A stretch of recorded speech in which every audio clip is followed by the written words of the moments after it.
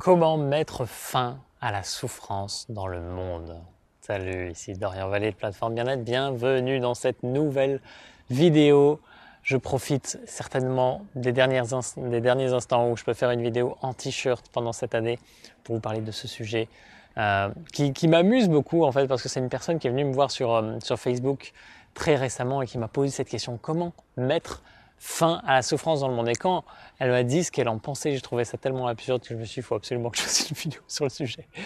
Donc, je vais vous donner ma vision évidemment et ce que je ressens très profondément. Et ce que je ressens très profondément, c'est que la souffrance dans le monde, pour commencer par ça, est un reflet de notre propre souffrance à un niveau individuel.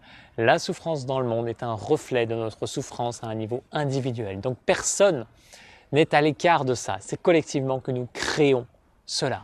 Et vous savez, il y a beaucoup de personnes qui viennent avec leur ego surdimensionné en développement personnel, en spiritualité, qui se croient au-dessus de ça, qui se croient lumière, qui se croient positifs, alors que, en fait, ces personnes-là sont engluées dans la dualité comme toutes. Et voilà, donc en fait j'ai quelques points à vous partager. Le premier, c'est évidemment que ce monde-là est votre propre reflet, c'est votre miroir. J'ai fait une autre vidéo là-dessus. Le monde extérieur sera toujours un reflet du monde intérieur. Et tant que on n'aura pas atteint une masse critique de personnes qui est totalement lumière, totalement connectée au divin, et bien évidemment la souffrance extérieure continuera à exister parce qu'elle est là pour permettre à la lumière de rayonner totalement. C'est une pleine co-création. Si nous étions tous dans la lumière, on n'aurait pas besoin de voir cette souffrance à l'extérieur. On n'aurait pas besoin de personnes qui manipulent notre monde. On n'aurait pas besoin de personnes qui souffrent, qui meurent, qui ont des maladies, etc. Mais toutes ces personnes jouent inconsciemment des rôles qui nous permettent de nous révéler et d'être toujours plus connectés à ce qu'il y a d'essentiel. Donc en fait, ce qui s'est passé, c'est que cette personne qui venait donc me demander mais d'où elle vient cette souffrance, pourquoi elle a cette souffrance. Et je lui dis qu'il y a deux grandes raisons. La première, c'est effectivement qu'on a cette souffrance en nous et donc elle se répercute à l'extérieur. Et la seconde, c'est qu'il y a des êtres qui manipulent la société, qui manipulent toutes les grandes sphères et qui, pour ne pas citer les extraterrestres, et qui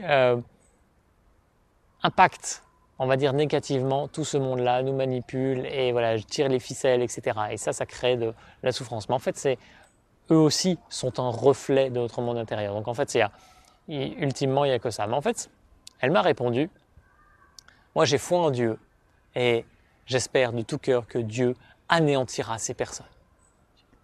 Ok, alors en fait, cette personne vient vers moi dans une intention de paix, elle veut qu'il y ait l'amour dans le monde, elle veut qu'il n'y ait plus de souffrance. En fait, c'est la première à vouloir aller en guerre.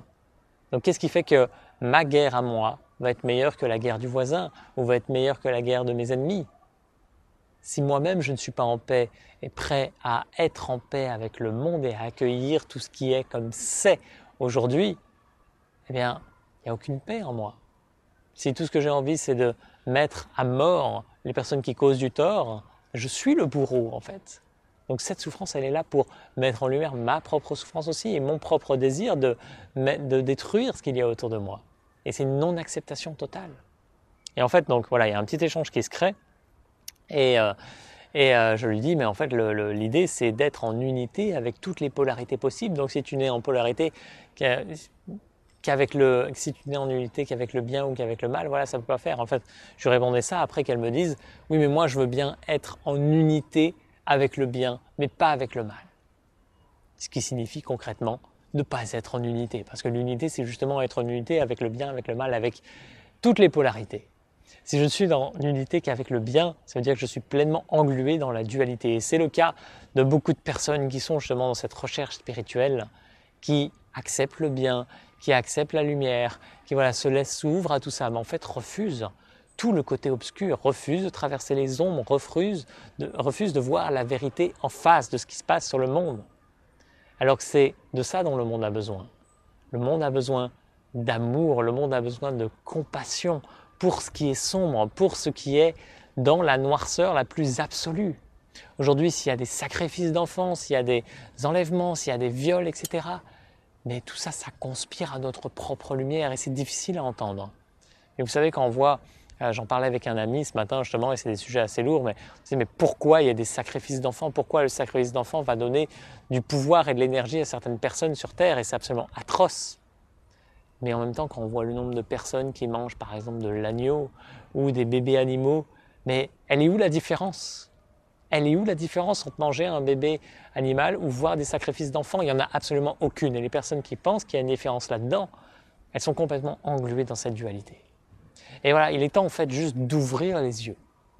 Si on veut mettre fin à la souffrance dans le monde, ça demande de reprendre pleinement notre responsabilité et de pouvoir faire preuve d'amour, de compassion, d'accueil inconditionnel et d'acceptation de tout ce qui est comme c'est maintenant, sans vouloir changer ce qui est, mais en se mettant en amour avec.